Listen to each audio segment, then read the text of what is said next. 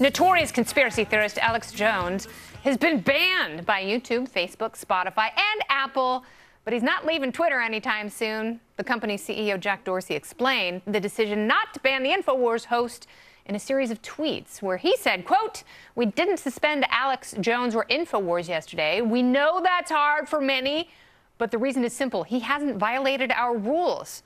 We'll enforce if he does, and we'll continue to promote a healthy conversational environment by ensuring tweets aren't artificially amplified." Oddly enough, all the bans seem to be helping Mr. Jones. Just in the past week, his mobile app has surged from 33rd in the Apple Store all the way up to 3rd place. He made the podium. He claims his financial support has never been stronger, but the debate continues to rage over whether inflammatory hosts like Jones should have a platform at all. It is a tangled mess, but if anyone can sort it out, it is tonight's panel. And we've got attorney and Trump Campaign Advisory Board member Madison Gesiato, along with former aide to Senator Chuck Schumer. Roll your glasses down your nose and put your hands together for radio talk show host Chris Hahn, and the author of Dear Reader and host of Nightshade.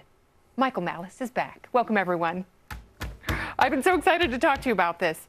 Alex Jones makes people mad, and so the Silicon Valley nexus has decided to sort of gang up on him. Is that untoward? Well, I've been on Alex Jones' show several times. He's the one person on earth I think you can't troll. So it was a great experience in that capacity. But here's the thing.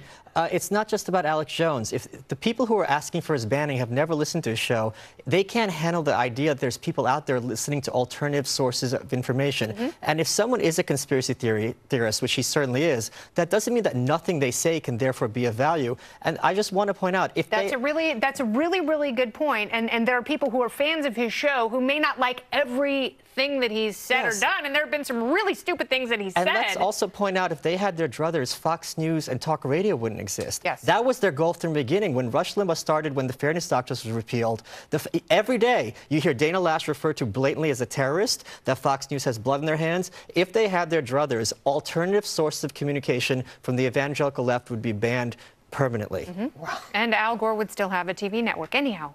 Yeah. Go ahead and respond to any of those. I hear you, but you have a right to free speech. You don't have a right to be on whatever platform you want to be on. Those platforms are privately held companies that have a right to determine what's on it, and they have rules that Alex Jones, probably accepted when he put his stuff out there. So, what are you going to do? Look, I don't think he has anything of value. I think he said some things that are dangerous. People have shown up places with guns based on things said by Alex Jones, and I think those companies rightfully are concerned about their own liability with continuing to show his shows. I have used his show on my radio show. In concealed carry states, people show up with guns everywhere.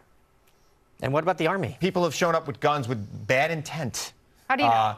There have been stories widely published. The Pizzagate story, which happened during the election, was widely published. Somebody showed up at the Hoover Dam 2 weeks ago based on a conspiracy theory that him and QAnon were pushing. So I think that having, those outlets want to make sure that they are not promoting things that could cause liability for them, and that's why they pulled them. The Constitutional Convention was a conspiracy. Harvey Weinstein was a conspiracy. Everyone knew in Hollywood. So the idea that these conspiracies don't exist is a way to dismiss entire subjects that should be subject to scrutiny. Definitely, but at the same time, I think the bigger issue that we're missing here is the fact that this will be a pivotal moment for free speech when we look at the lawsuits against Alex Jones right now for defamation. Because what it's going to come down to is actually defining in the age of the internet what constitutes a media publication and what constitutes a public figure. He's being sued by the families of Sandy Hook. What constitutes libel and slander? Exactly. And what constitutes a public forum, right? This is the question I want to see in this case. Now, I don't care about Alex Jones, but I know, is Twitter and Facebook and YouTube public forums, or are they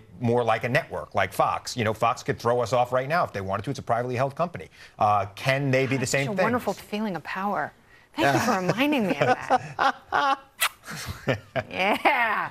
I don't know. I mean, this whole thing, and I understand there's a big difference between government censorship and people calling for the government to step in and do more, which is essentially what Senator Chris Murphy was doing. Yes. But there's also the acceptance of free speech, which is a cultural conversation, not just because it's codified in the First Amendment, but because there is such a fear of living in a place where dangerous ideas might actually harm you. One of the crown jewels of the progressive movement from the late 19th century was the antitrust idea, which is when you have a free market, you have these monopolies that end up controlling everything. The fact that all these organizations did everything at the same time without coordinating with each other, apparently, and the fact that they have such control over one person's life should be chilling to everybody.